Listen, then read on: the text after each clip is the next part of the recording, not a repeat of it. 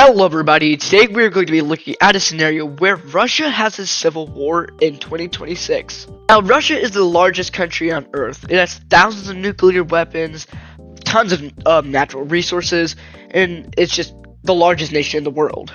But what if today the Russian government completely collapsed and they went into a full-on civil war? We actually need to start with the Russo-Ukrainian war, as Russia and Ukraine are both at war. And, well, we're going to see what the invasion is currently looking like. The invasion looks... oh, let me change that color. In real life, the, force looks something like this, I'm pretty sure. But Russia is going to start to pull out all of their troops, and they're going to sign a white peace with Ukraine. However, Ukraine will demand back Crimea, and Russia will be forced to give them Crimea. But why would Russia do this? Well, Vladimir Putin was just assassinated. And, well, nobody can decide who the new dictator of Russia should be. I'm just going to color in the whole nation now, so give me a few minutes. God dang, why is Russia so big on this map? They have so many rivers, so you can't just, like, instantly color it all in at once. Alright, so I think I've got the most of it down. And we are going to see multiple different rebellions begin to pop up all across the nation. We're going to see one form in St. Petersburg, as this one is just like, they want to have a more democratic government. It's just like, they're Western aligned. The first one is going to originate inside of St. Petersburg. And these guys, like, they just want to have, like, a new government that is aligned with the West and fully democratic. So, like, they're basically a Western nation. But, oh yeah, I forgot about Kaliningrad. No rebellions there yet, at least. Yeah, no rebellions in Kaliningrad yet. We're going to see a Caucasian rebellion happening. Where, like, basically, like, they just want to get out of here, like, they just don't like Russia. Like, none of these rebellions like Russia, of course. They just want to be more integrated with the rest of their Caucasian brothers, I guess you could say. We're going to see a Siberian rebellion appear over here. Taking over one of the Kuril Islands. Not all of them, though. Like, it's just like a Siberian nation. They want just independence from Russia. They want to have their own free, democratic nation. And all of this is also taken. So boom, a Siberian rebellion is now there. Oh wow, what was that accent? However, there's going to be another rebellion right here.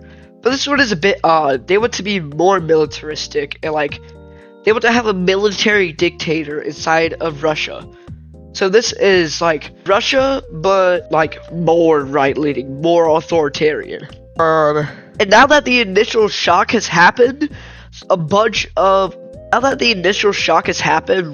is going to go into an economic crisis, and people are going to start to go like crazy, insane, even. As now we see a pro-communist Chinese group beginning to pop up near Vladivostok and the eastern regions of Russia near the Chinese border. And basically, they just want to join the CCP. And China is heavily funding these guys. Or like, I guess we could make a funding map. It'll be like a darker shade. Okay, so if it's the dark red, then that means they are funding the St. Petersburg Rebellion. And everyone in the dark red is who is supporting the St. Petersburg Rebellion. But now we actually need to see who is funding the Russian government. Like the pro-Moscow groups. And, not surprisingly, Belarus is going to be funding them. As well as Serbia will actually fund them. And because of that, Kosovo and Albania will immediately start to fund St. Petersburg. As St. Petersburg Rebellion is the main rebellion, I would say. But now we need to look at the Caucasian funders. This is going to consist of Georgia and Azerbaijan, as well as Turkey. So boom, Turkey is also funding these guys. And now the pink team does not have too many funders. But there is Kazakhstan, and that's just it. It's just Kazakhstan funding these guys for some reason. However, the Communist Rebellion is a bit different. They have China funding them, as well as North Korea, as well as Laos and Cambodia. Also Mongolia is funding them, so maybe they want to join the CCP, I don't know. Because I'm pretty sure Mongolia isn't communist. Is Mongolia communist? No, they are not communist, but maybe they want to become communist again. Because they used to be communist. Now, who is funding Siberia? Japan is actually funding Siberia, as well as South Korea. Also Taiwan is, which they probably shouldn't be doing. But also the United States is funding the Siberian Rebellion. as maybe they want to do that so they can invade and take them over, so they have a bit of Siberia to themselves. which is very strategic. It has lots of natural resources. I'm sure they're also funding the St. Petersburg Rebellion, but they're mainly funding Siberia.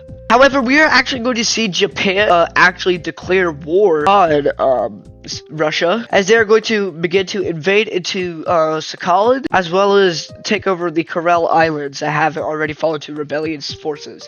We are going to see the St. Petersburg Rebellion begin to rapidly go along Russia and the western regions, as they want to escape the regime of Vladimir Putin. Well, he's dead in this scenario. He got assassinated by somebody inside of the Caucasian Rebellion, actually. So we'll see how that affects everything. We are going to see little pockets of the St. Petersburg Rebellion begin to pop up all over the nation. Not like all the way over here though, because that would be way too hard to connect this all the way to over there. So their best bet is just join Siberia if they want a free democratic government. Specifically along Ukraine's border is where a lot of the rebellions will happen. And I wonder why that is happening. No, I don't know. I wouldn't be able to tell, honestly. However, due to a Caucasian nationalist being the one that actually assassinated Vladimir Putin, Russia is going to be focusing a lot of their forces on the Caucasian front line, beginning to push them back a lot. However, it will not go fully to plan, as this rebellion will actually start to pop up around here, and just yet again begin to pop up where they had put them down, as more and more people are starting to be in favor of this Caucasian rebellion. And well, a bunch of troops are actually going to get encircled inside of the Caspian Sea and be wiped off the map. Now, this military dictatorship in the middle is going to try to reach the Arctic Ocean, mainly so they can control every single railroad that goes throughout this nation of Russia, to make sure that they get a bunch of money and heavily tax anybody that goes through them. The St. Petersburg nation and the Siberian nation were actually somewhat helping each other, as like the Russians weren't really actually focusing on the railroads that much, because they were focusing mainly on actually attacking. And the Pink Team just absolutely destroyed that, and now everybody is mad at the Pink Rebellion. And if you're wondering how they're getting so much land so fast, well, like, nobody lives here. No one lives there. I'm telling you, nobody lives there. And the Communist Rebellion is actually going to be able to do very well, heading mainly like throughout the southern areas in Manchuria, actually. And well, Russia cannot stop any of these eastern guys, because they just don't have access to them from Moscow, due to the Pink Team cutting them off. Now, a lot of the people here remember the Soviet Union, and they do not want to go back to those days. So a lot of them will be going to the Siberian Republic, and well, it is just very quickly heading throughout Siberia, as a lot of the people here want a brand new democratic government. And I mean, like, there's a bunch of gulags out here, and ain't nobody want to be working at a gulag. And Russia finally got a new leader, and well, guess what? He gets immediately assassinated. And now Russia is going to enter another stage of extreme turmoil and even more economic crisis, and even more rebellion. They're going to begin to pop up all over the map. There's going to be a group of people that pop up inside the Ural Mountains that just want to form like an Ural Republic. Ural? I think it's called Ural, but they just want to like form an Ural Republic. They like mountains, they like coal, blah, stuff like that. They're just like coal miners inside the mountains of the Ural Mountains. However, during this time, a new military dictator will take hand of Russia, and well, the Pink Team will like that, so they will immediately back out, and well, Kazakhstan doesn't have anybody in fun anymore, so boom. So yeah, Russia now has a military dictatorship, and they're going to put this to hand, as they are going to very quickly wipe out a bunch of the pockets from the St. Petersburg Rebellion, and heading over here, as this guy is just like crazy, basically. They are really focusing on the Caucasian frontline, as Caucasian assassins assassinated both of the leaders of Russia, and he is just staying inside of like the giant castle inside of Moscow or whatever it is.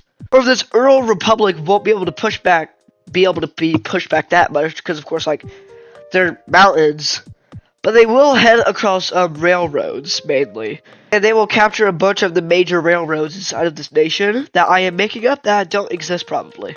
However, these eastern rebellions will not be able to be stopped by this military dictator, as he is mainly focusing on the west, and he doesn't really care about the east that much.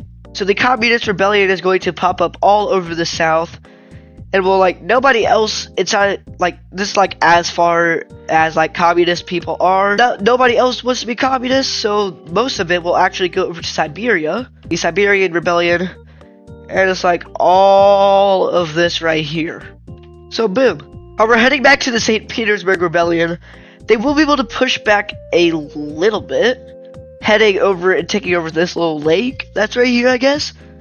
However, Russia will instantly kick them back and begin to invade into St. Petersburg, eventually cutting them into two pieces and knocking off the connection with most of their funders. And the Caucasian Rebellion is going to be basically completely wiped off the map, except for right here, as well, I mean, like, this is where it is mainly focused, and just, like, all of these guys are quickly funding them and hoping that they do not die. However, the Ural Republic will be able to connect back, and, well, let's just say that they will be able to, like, cut off Russia from the rest of their nation, completely cutting them into two pieces. As now Siberia will take over the rest of this, and the Ural nation will take over the rest of this. As they also begin to push west a little bit, not too much though, as they do not want the military dictator of Russia to get too suspicious and begin to send a bunch of troops over there. So basically, the entire eastern front line of Russia has completely collapsed now. However, despite their ceasefire, we're actually going to see Ukraine join the war on the side of St. Petersburg. And Belarus will also join. So now Ukraine is at war with the two of them. We're going to see Ukraine begin to launch troops into Russian territory as they want to free the people from their regime. They will be able to push into Belarus a little bit, but they are mainly focusing on Russia. And actually, I'm going to change Belarus's color a little bit, just to show that, hey, they aren't a part of Russia. Change it again. Yeah, that's good. That's good. And due to this, Russia is going to have to bring back a bunch of troops from every front line to help out on that front line. So the St. Petersburg nation will be relieved for some time, but you never know if they will be able to, if they will survive. You just can't tell. It's too early. And due to Russia pulling a bunch of troops over to the Ukrainian front line, the Caucasian Rebellion will not die, and they will be able to liberate most of their lands that were taken back over, and they are no longer in crisis of almost falling. And the Ural Rebellion will eventually take over about all of this land until Russia is like, hey, you want peace? We'll give you independence if you leave us alone. And they were like, sure. So all three of these nations have been granted independence, and we will look at that during the peace treaty of this war, or civil war. And now Russia can focus all of their troops on the western front line. And due to this, Russia is going to be able to push Ukraine completely out of their nation extremely fast. And like, Ukraine is wondering how they are doing this. And well, it's because they don't have a... How old is Vladimir Putin? Putin is 73 years old. So like, he's not exactly young. This new dictator, I would like to say he's like 35. He's extremely smart. He has, well, he was a military general, I guess. And well, Russia is going to be able to completely push Ukraine out of their nation and actually launch an invasion of their own, focusing on Crimea and the Donbass areas. And it is starting to look like the Russia-Ukrainian war in real life, but a lot worse for Ukraine, as Belarus manages to push Ukraine out of their nation, and they will use aid from Russia to invade into Ukraine. And now Russia yet again doesn't need as many troops on this front line, so they will be able to push back St. Petersburg greatly, cut off their access to the Arctic Ocean, and actually start a spearhead campaign over to the city of St. Petersburg, which will not be successful yet, but it is definitely seeming like it will be able to work. However, Caucasia will be able to expand, as Russia is starting to lose grip over these areas mainly. As well, the Caucasian people obviously do not want to be a part of Russia, as well as like all of these guys don't. However, However, the people of Ukraine are starting to get very mad, as we had just gotten peace from this evil superpower, and the EU declared war on them, so we want a brand new government. So that is exactly what is going to happen, as rebellions are going to pop up all across Kiev. that want to form a new government, and well, let's just say Ukraine is in shambles now, as I am pretty sure this is where most of the wheat fields inside of Ukraine are, inside of these areas. So Ukraine is going to lose a lot of their food supply, which will lead to them beginning to have an economic crisis, just like how Russia did at the beginning of this. And well, Russia is going to be able to invade into Ukraine extremely quickly, as well as Belarus, which will actually be able to take a relief, and the rest of the nation will fall under rebellion forces. So Ukraine is officially out of this war, and Russia can focus all of their troops onto the Caucasia and St. Petersburg. Now let's look at the Spearhead campaign.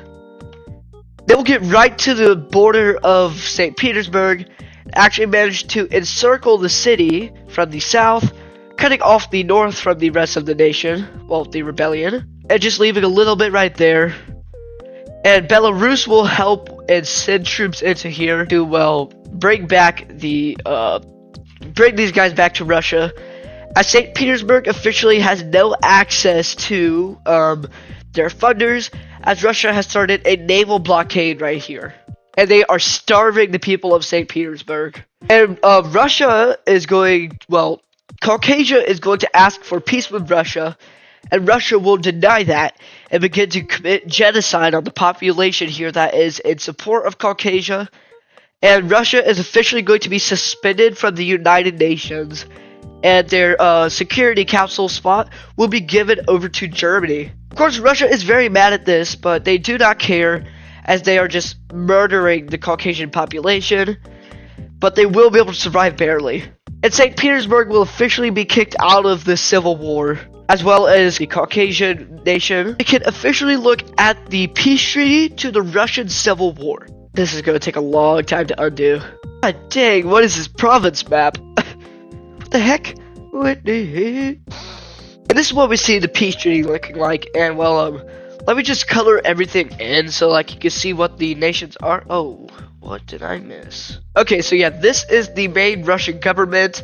This is the one that had the military dictator put into power. This was the Ural Mountain Rebellion. So these guys are now there. And there's actually a small group of people that joined up with Kazakhstan for some reason. I don't know why. I don't even know if these people are Kazakh in real life. Let me know if they are down in the comments, but they will join up with Kazakhstan.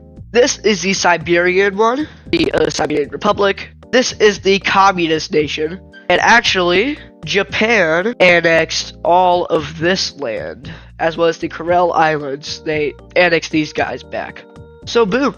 This is what the peace treaty of the Civil War looks like. And actually, I need to update the Ukrainian border. That's what the actual Civil War border looks like. Now we have to look at the Ukrainian war borders. Alright, so this is what we see the peace treaty looking like, with Belarus annexing a lot of the north of Ukraine. And the new Russian Empire, they call themselves the Russian Empire, by the way. They will annex a bunch of these lands. They will annex Odessa. No, not Odessa. I forget what Russia wants in real life, but they will annex all of that. And a bit more, because this new military dictator is a bit crazy. And the new Ukrainian nation will be centered inside of Odessa. That was the rebellion that happened inside of Ukraine. Now, what will the world think about this? Well, the West is extremely angry. And, oh, also Kaliningrad, they actually got independence during this war. Because, I mean, like, Russia couldn't really get to them. And, well, they will actually unite with Poland for some reason. So, cool, I guess. Yeah, so Poland annexes Kaliningrad. And, yeah, this is what we see the post-war world looking like. And China is, like, really happy about this. The West is extremely unhappy about this. And, yeah, NATO will begin to strengthen their borders up as, well, this new nation is extremely militaristic. And Russia may have survived the Civil War. They may have a new government, but the struggle is only now starting to begin. Now, if you'd like to see a continuation of this, and possibly like a part 2, on what will happen after the Civil War, then let's get this video to 100 likes. And I know that's pretty unlikely, but if we do, then we will make a part 2 to this video. And if y'all did enjoy, please make sure to like and subscribe, and I will see y'all in the next video.